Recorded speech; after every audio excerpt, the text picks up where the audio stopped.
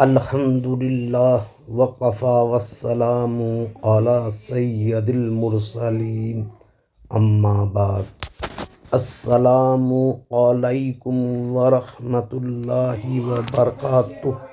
یہ کہنا کہ جب سیدہ فاطمۃ الزہرا رضی اللہ عنہا باغ فدق مانگی تھی تو اس وقت وہ خطائے اجتہادی پر تھیں، یہ غلط ہے۔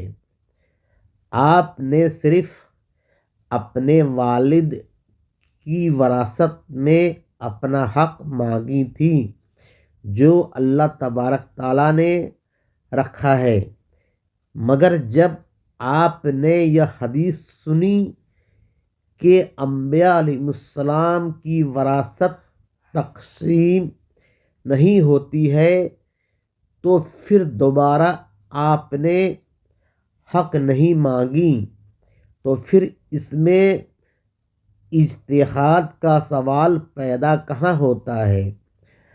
اجتہاد تب ہوتا جب آپ حضرت صدیق اکبر رضی اللہ عنہ سے بحث کرتی، مگر آپ نے حدیث سننے کے بعد اس حدیث پر عمل کرتے ہوئے خاموشی اختیار کر لی، اور آپ کی نماز جنازہ بھی صدیق اکبر رضی اللہ عنہ نے ہی پڑھائی۔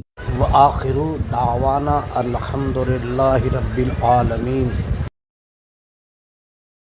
اگر میری بات آپ کو اچھی لگی ہو تو برائے مہربانی اس چینل کو سبسکرائب و لائک کر دیں اور کامنٹ کریں۔